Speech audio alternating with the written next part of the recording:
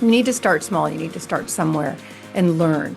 If you have more time than money and you're looking for a career, then I highly suggest you do one in the industry you want to be in. But bringing on more affordable housing is a big niche today for that reason, because there's a stock market and a demographic, the largest demographic we've ever seen in history at first-time home buying age. You can't just sit and forget about your investments the way that you might have been able to before. You have to be really paying attention, I think.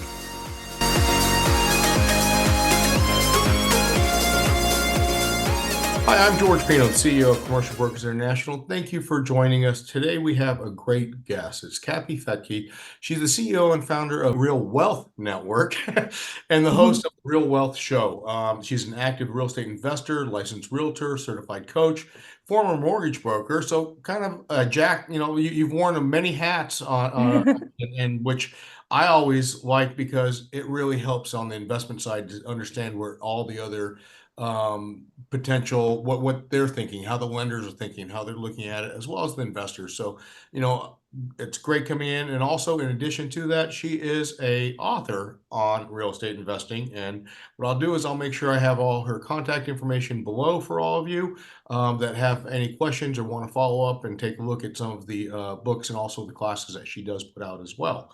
So, Kathy, how are you today? I'm doing great. Like I said, we Yep. survived the Malibu fire, so I'm Oh, yeah. great. Yeah, that's always a good thing. So, in Malibu, the first thing people say Malibu, they immediately think of celebrities and rich people, so to speak. And of course, it is a beach community in Los Angeles, uh, and it does have a lot of high net worth individuals. What I've always loved about the beach is they're not building any more of it. You really can't. You're at the beach. You can't. Very limited supply, but it's also very difficult for people to start investing at the beach unless you have Yeah. a lot of at least not starting to invest as you go into it. How did you get and how long have you been investing in real estate? Let's see, I started in well, 1997 was our first acquisition. I started investing out of state in 2004. And so that was kind of where we really expanded for the reasons you just said. It was really hard to make it work in California where prices are so high. Yeah, no, I agree with you. Actually, we followed a similar trajectory. And I mean, my first investments in California, I think, was 1995, multifamily homes in 1995, of which I thought I was overpaying for way back then. And now I look at it and I wish those days were here. But Oh, I know. um, you know, at a certain point, we actually back in 2005, we started investing out of state, primarily in the Texas submarket and going out. And even then, we our own investment company, we've seen some uh, as we've grown, we've modified going into different asset classes and things like that. And speaking of which, um, how do you see that for investments as investors? I mean, there are multiple asset classes in real estate, whether commercial or residential. And I think each one has its own positives as well as some potential negatives. What asset classes do you like, especially if you're a first-time investor? And then from there, as you grow to a mid-size or larger investor, how do you create that scale with, you don't want to you don't want to be the investor that owns $100,000 homes. Or maybe Yeah. you do, but there may be easier ways to do it. Yeah, I mean, I love what you said about different asset classes because so often all these asset classes are dumped into one category called real estate. And they all have their own market cycles, and wherever they're located, they're in a different market cycle. So Mhm. it's super inaccurate. If you're in development, you're going to have completely different skills than if you're in, say, retail or senior housing or student housing. I mean, it's all so different. So Mhm. the first thing is to kind of identify for anyone, what is it that you're trying to achieve by investing in real estate? Too often also people don't, they kind of confuse that some forms of real estate will bring you money today. And other forms, other investments will kind of bring you more money later, more of a long-term investment. And depending on what you're doing with your time, one or the other is going to be better. So let's say you really don't have any money, then you probably want to be on the more active side, which would mean maybe buying houses, fixing them up, improving the value, and creating profit and going and do that again and again. If you're Mhm. completely brand new, maybe your very first step is just to get an FHA loan where you put 3% down on your primary residence. You can do that on up to 4 units, rent the rest of the units out, and you're getting a really low cost debt because it's your primary, even though it might be 4 units. Or people do it just on a house. You buy a house with 4 bedrooms and you rent the rooms out. So Mhm. in a high priced market, that's really what we did. That's how we got started. We Okay. actually bought too big. We bought a 6 bedroom house outside of San Francisco and turned it into a fourplex because there was an in-law unit and there was like a separate entrance for an office and then a room in the back that had a private entrance. So we put little kitchenettes and all of that rental income that taught me how to be a landlord, but also paid the debt. So we were kind of living for free in this property that ended up going up about $100,000 a year. So there's lots of ways to get started. Another person might be making a huge income. They might be a doctor or a dentist or work in the tech industry, and they don't really need cash flow today. They're Mhm. looking for something that will replace their income in the future. So they're going to be looking at something a little bit different, something that's going to be they can acquire now. But then when the time they need it to take care of them, to replace their income, might be 10, 20 years from now. Mhm. So then you've really got to think of a different asset class that can handle long-term investment like that. You wouldn't want to be buying, like you mentioned, $100,000 house that has all kinds of problems. And people ask me this all the time. What do you think of this little house in Kansas City in the middle of nowhere? Well, I don't know anything about it. Does it need lots of repairs? Is there a Yep. rental market? Like it sounds terrible, right?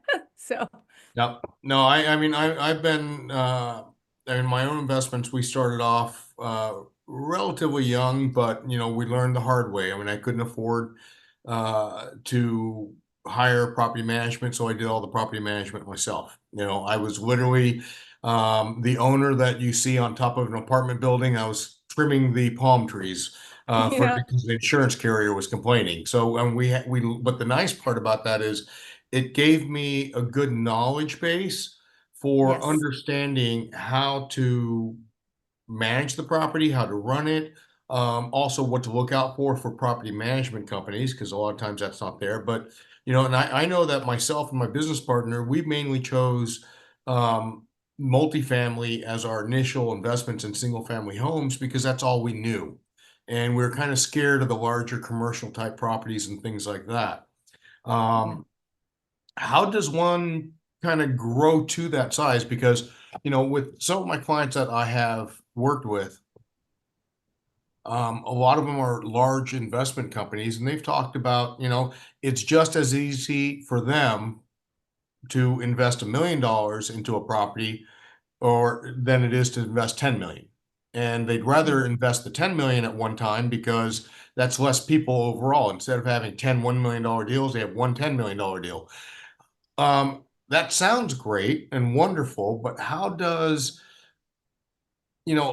I think the hardest part for most investors starting off and even the mid-sized investors is how do they capitalize off the scalability for themselves? I mean, is it something that they Yeah. might have to look at a complete change of focus or in how they're going about their business, or are they looking at maybe selling off in bulk or what? I mean, what are some strategies that you've seen on that? Well, it really depends on the resources of that new investor. You said it's as easy to invest 1 million as 10 million. Well, where are you going to get the 10 million? Unless you're wealthy already. So the way that an experienced investor would get the 10 million or the 20 million or the 100 million is by bringing in investors generally. That's a syndication. You bring in partners who bring in the equity. They bring in the money and then you buy the deal together, but you manage it for them. A new investor isn't going to be able to attract new, investment. Who's going to give someone a bunch of money who's never done a deal before? So that's just too big for a new investor. You need to start small. You need to start somewhere and learn. If you have more time than money and you're looking for a career, then I highly suggest you do one in the industry you want to be in. If you just kind of like you did, let's say you want to be in multifamily, go work for a property management company. What better way to learn? Or Mhm. go work for a commercial lender to find out what they look for in order to Mhm. lend to a borrower. There's lots of positions. I started my real estate career as a mortgage broker. I learned so much that way. Then I Mhm. went into selling real estate. So I got a lot of education and money. You know, people need money today, right? You kind of got your quick money, you need it today, and then your slow money, you're going to need it later. So again, if you don't already have a career, that's one way. It's just get in the business somehow and learn it, make money that way. Like Ken McElroy, he's one of the most famous Mhm. apartment investors in America, and he started as a property manager, just cleaning toilets, but that's why he's so good. He knows how to manage a property manager because he's been one. Mhm. Now, if you are someone who does have $10 million, and we deal with at Real Wealth at my company, we work with people of all levels. But you might have somebody, I'll give you an example. We had a woman who came to us because I had a radio show in San Francisco and she heard me on it. She said, "Oh, I inherited this building in San Francisco and it is so cumbersome. It's always in needing repair. It's negative cash flow because I can't keep anyone happy because it's so old." And I said, "Well, are you opposed to selling it?" She said, "Not at all. I would love to get rid of it, but I don't know what it's worth." I said, "Well, step one, let's find out what it's worth." We thought maybe 1.2 million for her to sell it, with all the issues that it had. We put it on the market. It ended up selling for 1.6 million. Now we're talking. Now we can do something, right? We were able to 1031 exchange her into properties across the nation that were newer, had less issues. She was able to go from negative cash flow to $20,000 cash flow passive after all Mhm. expenses per month, from one simple 1031 exchange getting into newer properties in growth markets. Since then, it's been about 10 years now. Those properties have doubled, if not tripled in value. Whereas the one in San Francisco, is never really going to go up in value if it's got all these issues. So again, every person is different, has different circumstances. That's why we like to work with people one-on-one to find out what it is they're really looking Mhm. for. But if you don't have resources and you don't have money, you're going to have to, like you said, do a little more work on the front end. If you have money, like we work with professional athletes signing $20 million deals, they have plenty of money, they don't have the time. So they Mhm. need someone like me to find that asset, syndicate it. They invest their money with us. Currently, what we've been really focused on is build to rent in some of the fastest growing areas where rental demand is so strong and there's not enough supply. So the build to rent asset class is pretty hot right now. Yeah, that's a very hot market right now. I mean, there's the build to rent and things now. So that actually brings up an interesting question for me. Obviously, and you've already answered the question. My question was going to be, how does your investment strategy change over time? And, obviously it sounds like you're looking at kind of everything that's going on within the general economy, the overall, like on a macro scale, but then also delving down into the micro aspect to make sure that the investment itself on the location and the area is worthwhile. And did I kind of surmise that correctly or Yeah. yeah? Yeah, I'm really obsessed with the macro. I really want to understand and not be blindsided by something like COVID, like what do you do when that happens? So I am constantly studying the markets. I'm often every January I give an economic forecast and a housing forecast to help, people make decisions. I have a podcast. I've been in the new, I have worked in the news for many years. So I do love doing the research to just look at the bigger picture. And I can tell you just from just just talking about housing, let's talk about housing as an investment because that's we're doing build to rent rental properties. So you got to look, usually it comes down to supply and demand and what does the future look like in terms of supply and what does the future look like in terms of demand for the thing that you're offering. And simplify it that way. Supply demand, that's economics. So what's going to affect supply? Well, in terms of generally speaking, if there's job losses, that's going to affect supply. People aren't going to be able to afford to buy or maybe afford to keep their homes. That's what we saw in 2008. Of course, that came from loans that adjusted and people couldn't pay. What else could affect supply? Well, today it's kind of a totally different situation than 2008. People who own homes today are not in adjustable rates like they were in 2008. They're in fixed rates. Most people today have a 30-year fixed rate mortgage. Um, Many of them, most of them in a 2 or 3% rate. So when you look at their debt to income, their housing debt compared to their income, they've never been in a better position. They're in the strongest position they've ever been in my history, with very, very low payments. So you don't have a lot of distress with homeowners today. Where the distress is, and usually where distress is where the opportunity is, it's really more with the home buyer and the renter, Mhm. because trying to get into the very same house that I own is going to cost somebody 2, 3 times what I pay, right? Trying to get into it today. So trying to find solutions for whatever the, challenges, like I said, the distress is, how do we bring on more supply for these people who need a place to live? And people who have the supply, the homeowners today, they're not giving it up. They're like, why would I ever sell Yeah, this house? it's Right? exactly, especially if they buy something that's very similar, they're going to be paying a lot more just in Two, in mortgage rates. 2 or 3 times what Oh they yeah. own for a smaller house. So it's a stuck housing market.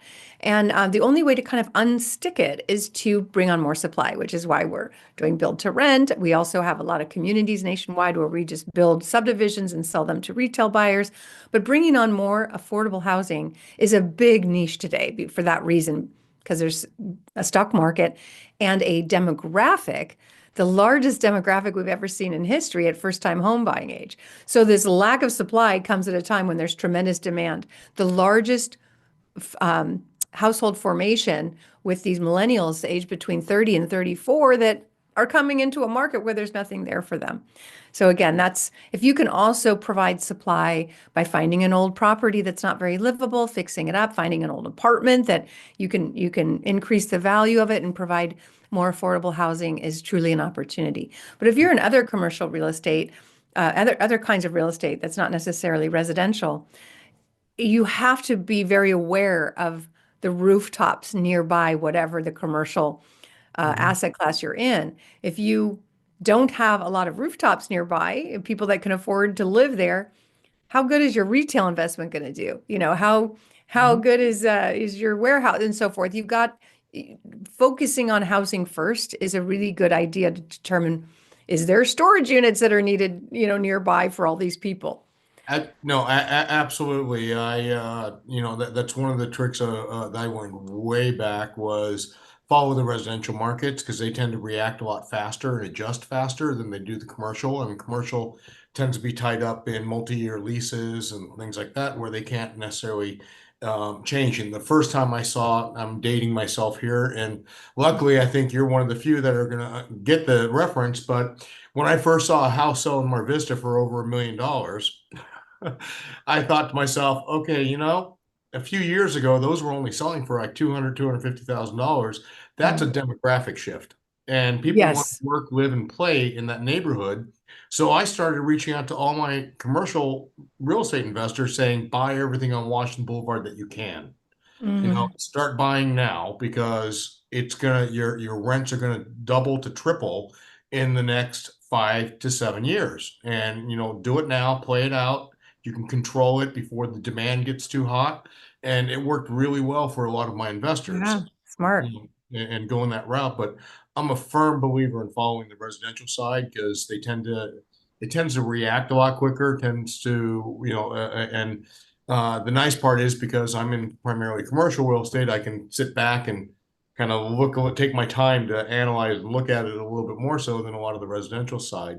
Yeah. So it sounds to me that also your investment strategies are probably changing as well, meaning, depending on who you are, who the investors come in, are you looking at a buy versus hold mentality or buy and hold mentality, or doing a act rehab flip to get out and create instant value, high yields, or a combination thereof? And to me, it sounds like you're kind of telling me that the market's going to dictate how your exit strategies of what you're planning to do. Is that correct? Yeah, in some ways we're changing, and in some ways we're doing exactly the same thing that we've been doing for 20, 30 years. So what I learned back in the early 2000s on my podcast, The Real Wealth Show, I had Robert Kiyosaki on many years ago. And he explained to me the importance of really understanding where things are going, really understanding the macros, you said. And he could see back then that these loans, I mean, it was pretty obvious, but the loans in the mid 2000s were going to reset. They were Hmm. going to adjust, and people would not be able to make the new payment. And it was very well known that that was all going to start around 2007. This was nothing, nobody should have been taken by surprise. So when he came on the show and kind of explained, because I know the date that everything's going to fall apart, I'm going to get out of the coming storm and I'm going to sell everything in California, Nevada, Arizona, Florida, all these kind of bubble states back then, and buy in Texas, like you said you did too, Hmm. because he said four things, and I'll never forget, and it's been the basis of my investing ever since. He said, I'm going to follow the job growth because that's where the population growth is, right? If there's jobs, people go get them. So follow the job growth, the population growth, infrastructure growth, because then cities need to invest in all this new growth. They need new roads, new hospitals, new schools, everything to keep up. And then if that area is still affordable for the average person to live, you have a huge runway. And that made so much sense to me. So I jumped on a plane and I went to Dallas, Texas. FBA. If it was good enough for Robert Kiyosaki, the author of Rich Dad Poor Dad, it was good enough for me. Ended up coming back with 10 properties because I was a mortgage broker back then, right? So I could write my own loans, and it was pretty easy to do. But that is kind of how our company started. As I talked about it on my show, other people said, "Oh my gosh, I want to get out of California too and buy out there." And we were able to help thousands of people completely avoid the Great Recession by finding shelter in a place like that in Texas where they didn't experience a massive downturn. Parts of Texas did, parts of Dallas, but not the areas that we were in. They only just properties stayed rented and the values went Hmm. up. Yep. Actually, we started investing, I think, in Dallas in 2000. I want to say five, no, six, 2006, seven. So right through that bubble all the way through. And 2000, we kept an investment company office out there in Highland Park for years until we decided to reposition our assets into, and we're mainly doing multifamily. And I got to tell you, Dallas really, it was a breath of fresh air to be able to work in Dallas. Versus a Yeah. lot of Los Angeles or Oh Southern yeah. California, the issues with municipalities, things like that. So, I mean, does that play a part of what you're looking at as well? And I know that nowadays you're syndicating transactions a little bit more so. So your hold periods or your investment horizon may be set from or semi-set, I should say, Yeah. from when you first initially take it out. Uh, how, I mean, how flexible are you when it comes to your investments? Um, if something were to pop up, and say, is this, does it hit my yields? I mean, for instance, um, almost every property we had, I never listed to sell. But whenever someone asked me if I would sell it, I'd say, sure, I will sell it. I'll sell any of my properties at any given point in time if the price is right. Yeah, for you know, sure. and and usually the price is not right because I know what Yeah. I'm buying them for investments, and I know that I'm not, and I'm very um, risk adverse. So all my properties cash flow positively, even in downturn markets. I hedge my bets. We have a lot of single tenant net lease assets with corporate clients, and that's it, what I do in that aspect. When people approach, I'm always like, yeah, I would sell, but here's the price. And every now and then, though, somebody jumps up and takes it. Oh yeah. Well, that's okay. Then you just have to Yeah, find a replacement property, right? yeah, exactly. So, I mean, are you flexible with your on the syndication side as well? Kind of like Oh that? yeah. Yeah. Well, that's kind of what I love about build to rent is, we've done a lot of residential communities where we're just building to sell to retail. Mhm. But you don't have as much of an options there. Whereas with build to rent, Sure. we're planning on holding these, but we can also sell them, right? We can sell them individually. We can sell the whole thing. We can rent the whole thing. We can sell a few. So there's just more flexibility because what we know for sure is things move faster now than they ever have. Um, Absolutely. Yeah. right. We're in the middle. We are so lucky to be in this, living in this time where technology is going to transform our lives. We're not going to recognize the way we live, in 10 years. There's going to be so much transformation. But, the hard part about that is that things change so quickly. I mean, think about it. We didn't have Airbnb and Uber Yeah. a decade ago, right? It was just pretty new back then. Look at how short-term rentals have changed the landscape in such a short amount of time. When there always were vacation homes, right? That's nothing new. There were Yeah. there were B&Bs, right? But to bring in that technology platform and just change the landscape, what can we expect next?